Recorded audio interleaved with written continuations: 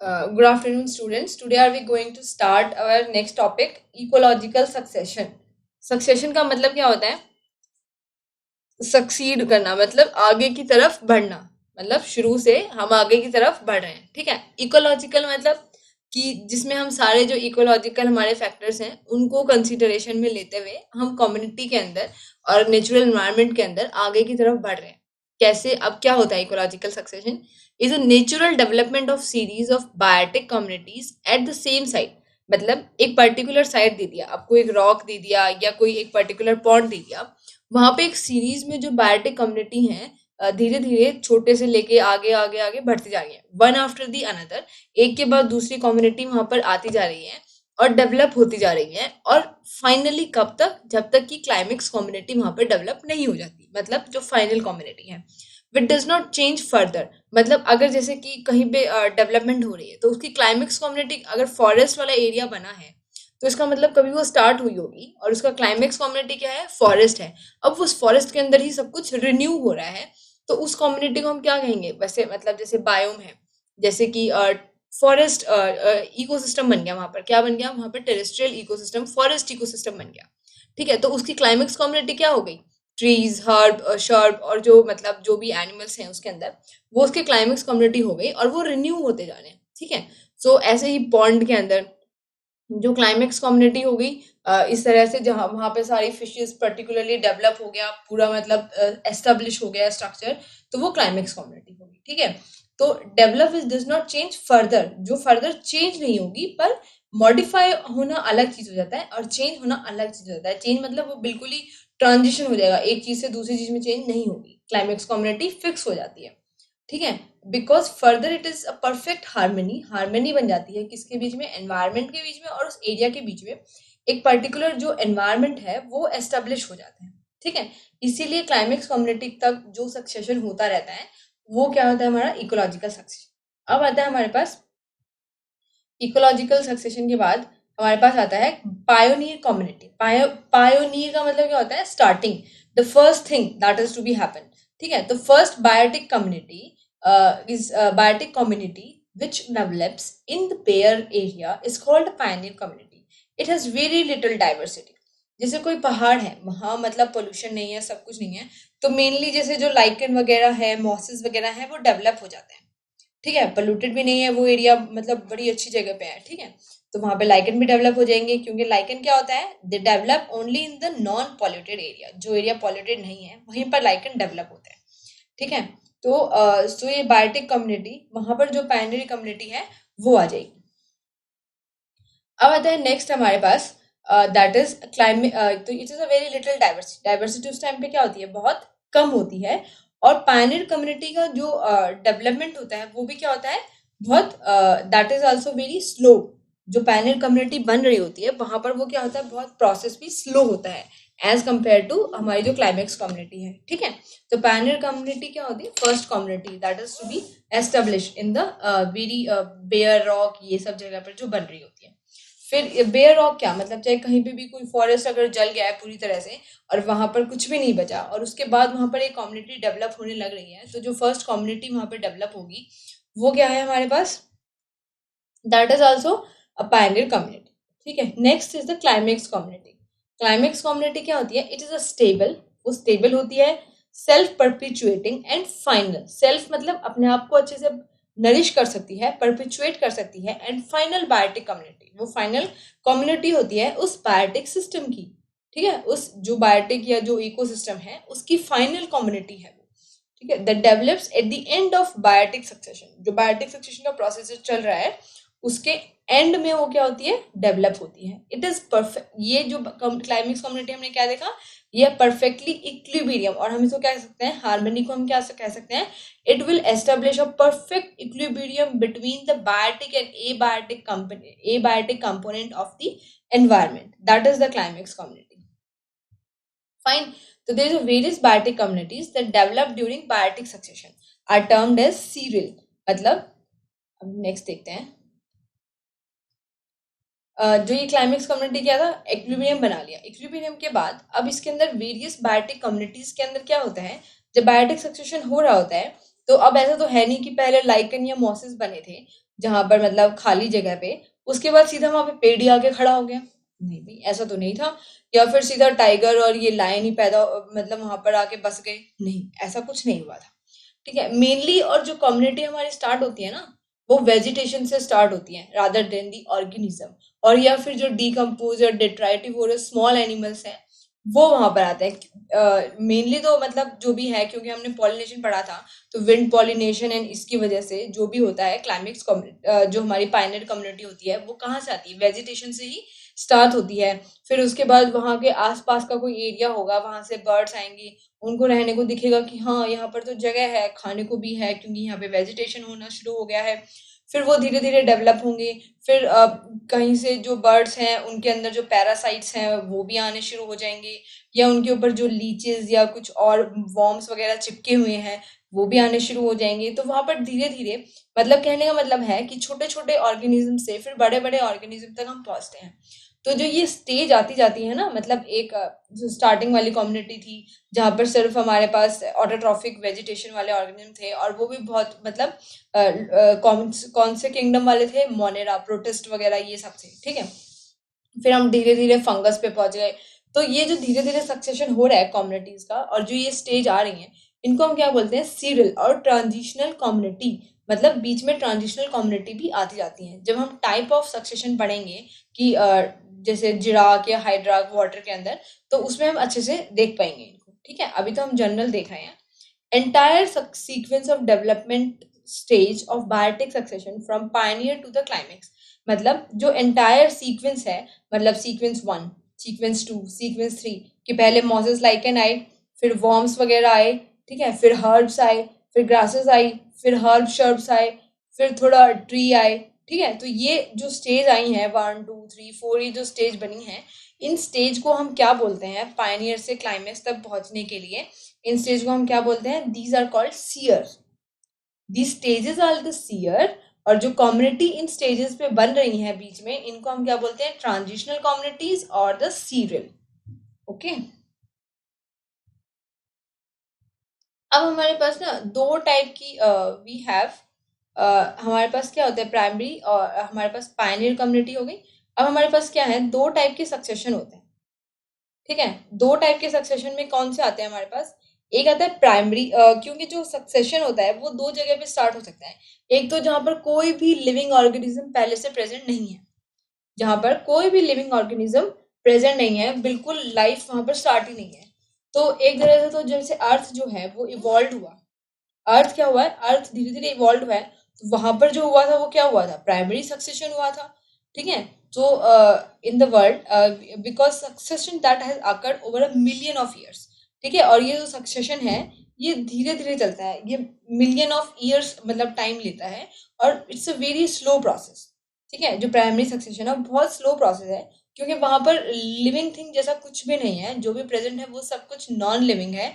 और वहां पर फिर एक लाइफ स्टार्ट करना, it's a very challengeable thing is there, and it's very slow process. ठीक है, तो ऐसा जैसे सी फ्लोर है, इग्निशियस रॉक है, सैंड वाले ड्यून्स हैं, जहां पर कुछ भी प्रेजेंट नहीं होता, और वहां धीरे धीरे लाइफ एग्जिस्ट करने लग जाती है। तो हमारा जो अर्थ जो पहले था वो भी ऐसा ही था, जहां पर प्राइमरी सक्सेशन स्टार्ट हुई थी।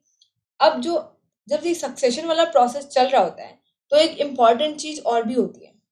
वो क्या होती है? अगर हम अपने अर्थ को ही मान लें कि एक जगह है, अर्थ एक प्लेस है जहां पर प्राइमरी सक्सेशन हुआ था, तो वहां क्या और हुआ था उसके साथ? वहां उसके साथ हुआ था इवोल्यूशन। ठीक है, जैसे हमने किंगडम्स पढ़े थे, किंगडम्स में क्या पढ़ा था? Prokaryotes, Monera. First is prokaryotes, फिर हमने मोनेरा पढ़े थे। फिर मोनेरा, दैट इज मोनेरा में क्या थे हमारे पास? Prokaryotes, archaebacteria, bacteria is there. फिर हमने प्रोटिस्ट पढ़े थे, प्रोटिस्ट के बाद फंगई। तो ये सब किसके बेसिस पे हुआ? ये इवोल्यूशन के बेसिस पे हुआ, कि पहले प्रोकैरियोट्स आए, फिर हमारे पास यूकैरियोट्स, यूनिसेलुलर ऑर्गेनिज्म आए, और फिर हमारे पास यूनिसेलुलर के बाद हमारे पास क्या आया? फिर मल्टीसेलुलर फंगई आई, फिर मल्टीसेलुलर के बाद प्लांट्स आए, प्लांट्स के बाद फिर animals. They all start evolve, evolution start हुआ ना, इवोल्यूशन। तो सक्सेशन के साथ एक पैरेलल प्रोसेस जो चलता है वो किस चीज का चलता है? इवोल्यूशन। ठीक है, स्पीशीज इवॉल्व होती हैं सक्सेशन के साथ साथ। So it is a very slow process, and it takes, ये एक नेचुरल प्रोसेस है। प्राइमरी सक्सेशन क्या है? एक नेचुरल प्रोसेस है, जो कि एक नेचुरली चलता है, जिसकी वजह से ये 100 से लेके 1000 ईयर तक to produce a fertile soil और अ बेयर रॉक। ठीक है, मतलब एक जो हमारा रॉक है और ये फर्टाइल सॉइल प्रोड्यूस करने के लिए इसको क्या चाहिए, बहुत ज्यादा टाइम चाहिए। ठीक है, अब आते हैं सेकेंडरी सक्सेशन। सेकेंडरी सक्सेशन क्या है? It begins in area where natural biotic communities have been destroyed. जहाँ पर जो हमारी नेचुरल कम्युनिटीज हैं वो क्या हो गई हैं, डिस्ट्रॉय हो गई हैं, such as in abandoned farm lands हैं जैसे। ठीक है, अब जैसे कोई फार्म लैंड्स हैं, हमने एक फॉरेस्ट को जला दिया या फॉरेस्ट को काट दिया और वहां पे हमने एक नई कम्युनिटी बना दी, नया इकोसिस्टम कह सकते हैं हम। क्या बनाया हमने वहां पे? एग्रो इकोसिस्टम, एग्रीकल्चर हमने बना दिया। ठीक है, तो वो एक सेकेंडरी सक्सेशन हो गया कि पहले वहां की वेजिटेशन क्या था, वहां पे फॉरेस्ट वाला एरिया था, अब उस फॉरेस्ट को हटा के हमने वहां एग्रीकल्चर कर दिया। ठीक है, या फिर कट फॉरेस्ट, जैसे फॉरेस्ट को कट कर दिया है, बर्न कर दिया, या कोई एरिया फ्लडेड हो गया है। फ्लडेड होने से क्या हो गया है, अब वहां पर जो भी मतलब फ्लड होने से क्या हो गया, वहां पर वाटर इकट्ठा हो गया है। ठीक है, वाटर इकट्ठा होने से वहां पर परमानेंट ही वाटर इकट्ठा हो गया, तो वहां पर क्या एक्वेटिक इकोसिस्टम आ जाएगा। तो वो सेकेंडरी सक्सेशन है कि मतलब एक कम्युनिटी, मतलब दूसरी कम्युनिटी वहां पर अब डेवलप करना स्टार्ट कर रही है, उसकी पायनियर स्टेज से ही डेवलप करना स्टार्ट कर रही है।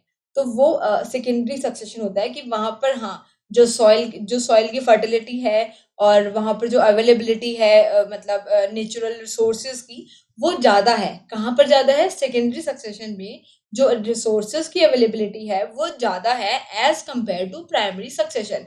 और जो सेकेंडरी सक्सेशन क्या होता है, फास्टर भी होता है, and it is always develop where some when it is destroyed, the natural communities are destroyed over there. ठीक है, और primary succession there is no community exist ever there. ठीक है, वहां पर कोई भी कम्युनिटी पहले एग्जिस्ट नहीं करती थी। तो ये क्या हो गया, सेकेंडरी सक्सेशन। अब हम इनका डिफरेंस देखते हैं, प्राइमरी और सेकेंडरी सक्सेशन का। It occurs in area which has been bare from the beginning, मतलब बिगनिंग से ही वो क्या है, बेयर, मतलब बंजर, बंजर है वो। ठीक है, secondary succession occur in area which has been denuded recently, मतलब वो रिसेंटली ही डिस्ट्रॉय हुई है, वहां पर लाइफ थी पहले। Soil is absent in a time of beginning of the prime, वहां पर सॉइल जैसा कुछ नहीं होता है, जैसे रॉक वगैरह पे धीरे धीरे क्या होता है वहां पर एल्गी, अगर मॉइस्ट रॉक, अगर बारिश वगैरह में मॉइस्ट हो गया तो वहां पे एल्गी डेवलप होना स्टार्ट हो गई है, फिर और वेजिटेशन इस तरह से डेवलप हो गया। Soil is present in a area, और वहां पर क्या होती है, सेकेंडरी सेक्शन में प्रॉपर सॉइल प्रेजेंट होती है, उसमें कंटेंट भी अच्छा होता है सॉइल का, further production of the vegetation is there. पर प्राइमरी सक्सेशन में ह्यूमस नाम की कोई चीज नहीं होती है। ह्यूमस क्या होता है, हमने डीकम्पोजिशन में पढ़ा था ना ह्यूमस, थोड़ा सोचो क्या होता है ह्यूमस। ह्यूमस क्या होता है, जो डीकम्पोजिशन में, अभी तो वैसे सोचने का कोई फायदा है नहीं, मतलब मैं नहीं बताना है, आप लोग बस सोच के थोड़ा 2 मिनट वेट कर सकते हो अपने दिमाग में, है ना।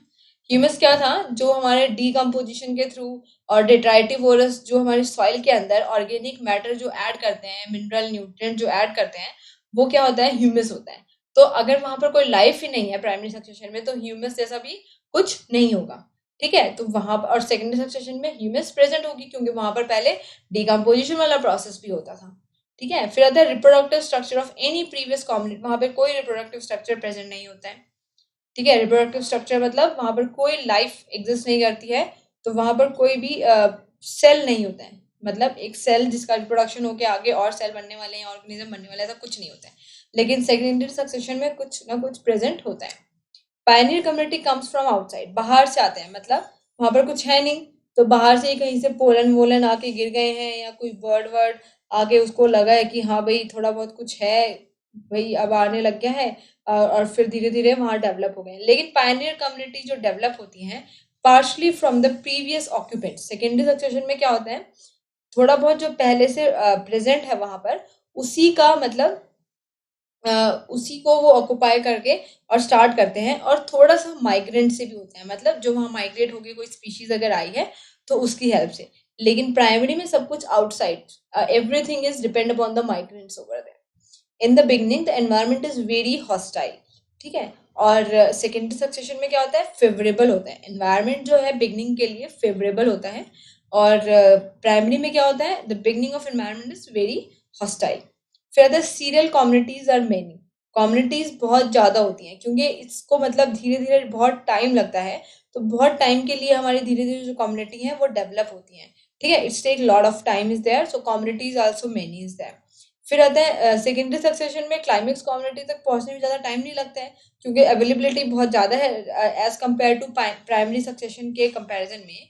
यहाँ पर जो अवेलेबिलिटी है रिसोर्सेज की वो ज़्यादा है, इसीलिए उनको क्लाइमेक्स तक पहुंचने में टाइम कम लगता है, और जो सीरियल कम्युनिटीज हैं वो कम होती हैं। ठीक है, फिर आता है primary succession. Primary succession take long time. Primary succession में टाइम ज्यादा लगता है फॉर कंप्लीशन 1000 ईयर और मोर, और we can see our earth also there. ठीक है, कि अर्थ में देख लो डेवलप होने में कितना मतलब टाइम लगा हो। फिर उसके बाद है सेकेंडरी सक्सेशन, क्या 50 से 200 साल तक का टाइम लेता है कंप्लीट होने में।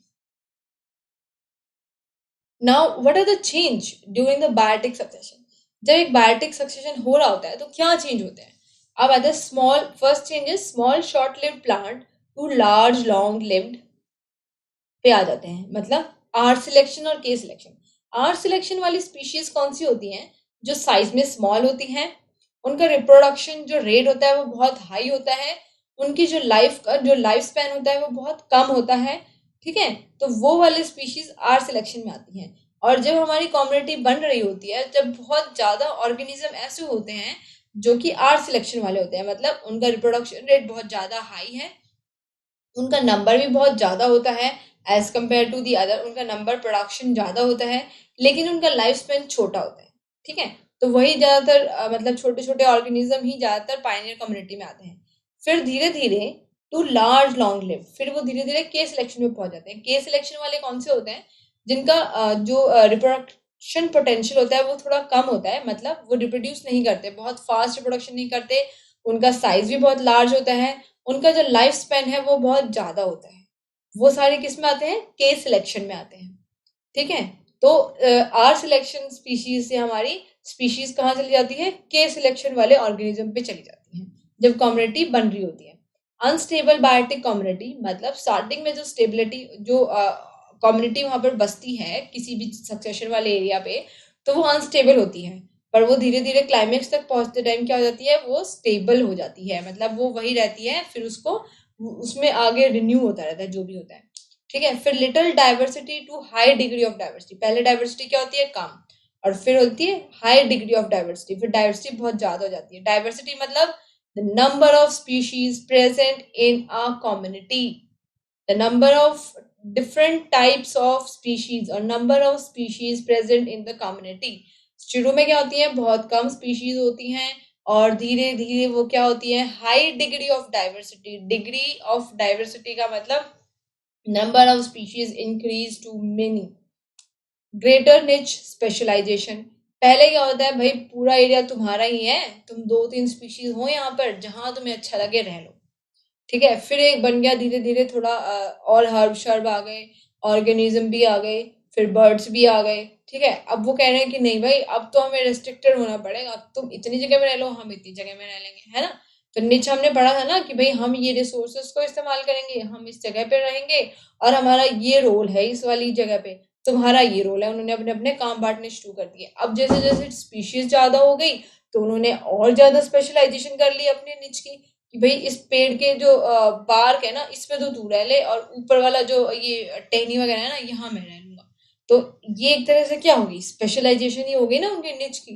तो जैसे डाइवर्सिटी ज्यादा हो गई, रिसोर्स की अवेलेबिलिटी भी कंसाइज हो गई, तो उनकी जो स्पेशलाइजेशन, जो ऑर्गेनिज्म अब आएंगे जब हमारी कम्युनिटी क्लाइमेक्स की तरफ जा रही है, तो उनको अपने जो फंक्शन है वो भी स्पेशलाइज करने पड़ेंगे। ठीक है, उनका जो इकोसिस्टम में जो रोल है, या जो हम निच कहते हैं जिसको, उसको भी स्पेशलाइज करना पड़ेगा। ठीक है, इंक्रीज इन बायोमास, बायोमास में भी क्या हो जाता है, इंक्रीज हो जाता है। जो कम्युनिटी के अंदर डाइवर्सिटी है उसका बायोमास क्या होने लग जाता है, बढ़ने लग जाता है। ठीक है, इंक्रीज इन सॉइल डिफरेंशिएशन, अब सॉइल्स की लेयर बनने लगी है। जो हमने सॉइल्स की लेयर पढ़ी थी ना,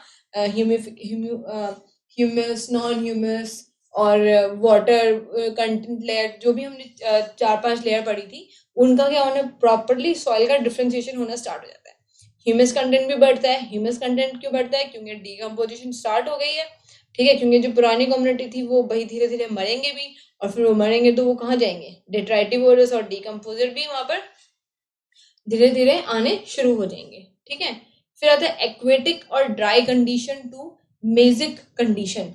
अगर एक्वेटिक कंडीशन है या ड्राई कंडीशन है तो वहां से मेजिक कंडीशन आ जाएंगी। मतलब अगर बहुत ज्यादा पानी वाली जगह है तो थोड़ा मतलब वेट वाला जो सॉइल की जगह सॉइल आना शुरू हो जाएगा। ड्राई कंडीशन से भी थोड़ा वेट सॉइल की वेट जो सॉइल है Mosaic condition magic condition type आनी शुरू हो जाएंगी।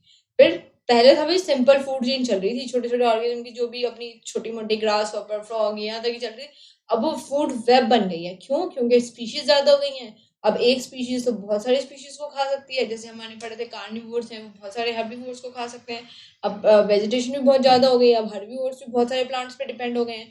तो अब वो फूड चेन कहाँ बन जाएगी? फूड वेब पे चली जाएगी।